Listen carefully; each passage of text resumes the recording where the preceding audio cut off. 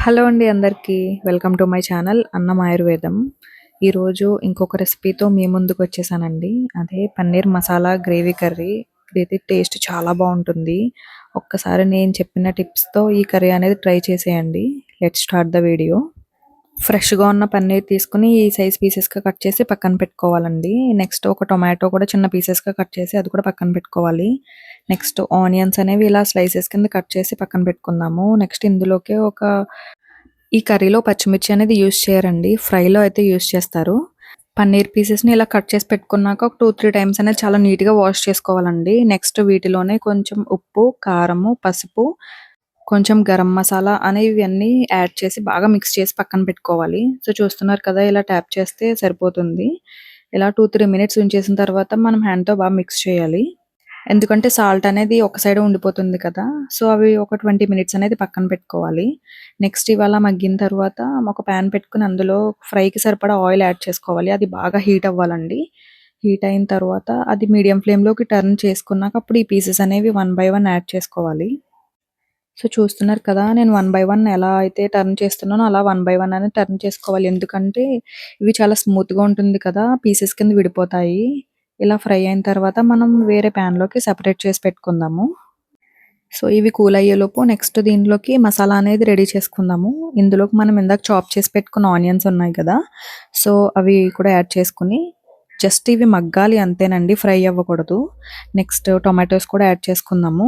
Next ఇందులోనే ఈ కర్రీలో జస్ట్ ఇవి మగ్గితే సరిపోతాయండి. ఎందుకంటే మనం మిక్సీ చేసి మళ్ళీ అక్కడ ఫ్రై చేయాలి.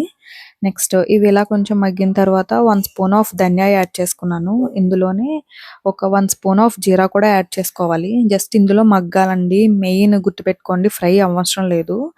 నెక్స్ట్ ఇందులోకి ఒక 2 స్పూన్స్ ఆఫ్ క్యాష్యూ కూడా యాడ్ చేసుకుందాము. ఇది లిడ్ క్లోజ్ చేసుకొని మనం లో ఫ్లేమ్‌లో పెట్టుకుంటే బాగా మగ్గిపోతాయండి. ఈ మసాలా అనేది పన్నీర్ కర్రీకి చాలా ఇంపార్టెంట్ అండి. ఇవి ఇలా కొంచెం మగ్గిన తర్వాత ఒక పించ్ ఆఫ్ పసుపు యాడ్ చేసుకున్నాను. కలర్ కూడా చేంజ్ అవుతుంది కదా!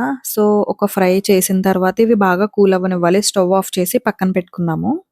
ఇవి టోటల్లీ బాగా కూల్ అయిపోవాలండి. కూల్ అయిన తర్వాత మిక్సీలో యాడ్ చేసుకున్నాను, చూస్తున్నారు కదా! ఇందులో వాటర్ అవసరం లేదు. మనం మెత్తగా మిక్సీ పట్టుకుంటే సరిపోతుంది. మనం మసాలాలో లైట్‌గా సాల్ట్ అనేది యాడ్ చేసుకోండి. క్లిప్ మిస్ అయింది. నెక్స్ట్ ఆ మసాలా కూడా పక్కన పెట్టుకొని నెక్స్ట్ సేమ్ ప్యాన్‌లో లైట్‌గా ఆయిల్ అనేది వేసుకొని మసాలా దినుసులు అనేది వేసుకుందామండి. అది ఒక్క ఫ్రై అయిన తర్వాత మనం ఆల్రెడీ మిక్సీ పట్టుకున్నాం కదా! ఆ మసాలా అనేది ఇందులో వేసి బాగా ఫ్రై అవ్వనివ్వాలండి. ఎందుకంటే మనం ఇందాక తీసుకున్న మసాలా ఫ్రై అనేది మగ్గనిచ్చాం అంతే, ఫ్రై అవ్వలేదు కదా! సో, ఆ మసాలా అనేది ఇక్కడ ఫ్రై అవ్వాలి. టేస్ట్ అప్పుడే బా వస్తుంది. ఇందులోనే కొంచెం సాల్ట్, ఇందాక సాల్ట్ ఎక్కువ వేసుకుంటే చూసి వేసుకోండి. నెక్స్ట్ ఇందులోనే కొంచెం పసుపు, సరిపడా కారం వేసుకొని ఫ్రై అయిన తర్వాత మన మసాలాలోనే వాటర్ వేసి ఇందులో వేసుకుందాము.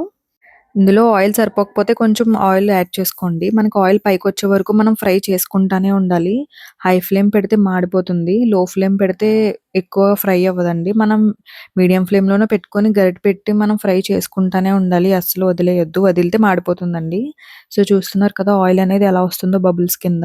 సో, ఈ టైంలోనే మనం కొంచెం అల్లం వెల్లుల్లి పేస్ట్ అనేది యాడ్ చేసుకుంటే టేస్ట్ అనేది పర్ఫెక్ట్‌గా సరిపోతుందండి. కొంచెం అది కూడా బాగా ఫ్రై అయిన తర్వాత ఒక గ్లాస్ ఆఫ్ వాటర్ అనేది యాడ్ చేసుకుందాము. నెక్స్ట్ ఇందులోనే మనం ఫ్రై చేసి పక్కన పెట్టుకున్న పన్నీర్ పీసెస్ అనేవి ఉన్నాయి కదా! అవి కూడా వన్ బై వన్ స్లోగా యాడ్ చేసుకుందాము. నెక్స్ట్ ఒక్కసారి మసాలా అంతా పీసెస్‌కి పట్టే వరకు బాగా ఫ్రై చేసుకొని లిడ్ అనేది క్లోజ్ చేసి పెట్టుకోవాలండి. నెక్స్ట్ ఇంకొకటండి, మనం ఏ కర్రీ చేసినా ఫస్ట్ మనం ఏ పీసెస్ అయితే ఏ షేప్‌లో కట్ చేసి ఉంచామో సేమ్ అదే కర్రీలో ఆ పీసెస్ కర్రీ ఎండ్ వరకు కూడా అదే షేప్ అయితే మెయింటైన్ చేయాలండి. కర్రీ చేయడం అదే పర్ఫెక్ట్. టేస్ట్ అయితే ఎవరికైనా వస్తుందండి. సో, అందులో మెయిన్ ఈ పన్నీర్ కర్రీ. ఎందుకంటే మనం గరిటెతో తిప్పుతూ ఉంటే ఆ పీసెస్ అనేవి పేస్ట్‌లా అయిపోతూ ఉంటాయి. సో, చూసుకొని మనం మిక్స్ చేసుకోవాలి. ఇప్పుడు చూస్తున్నారు కదా! ఈ కర్రీలో ఆయిల్ అనేది ఎలా సెపరేట్ అవుతుందో, ఇప్పుడు కర్రీ అనేది రెడీ అయిపోయిందండి. ఈ టేస్ట్ అయితే చాలా బావుంటుంది. మీరు రైస్‌లోకి, చపాతీస్‌లోకి, కాంబినేషన్ కర్రీస్‌లోకి అయితే ఎక్సలెంట్ ఉంటుంది. ఒకసారి ట్రై చేయండి.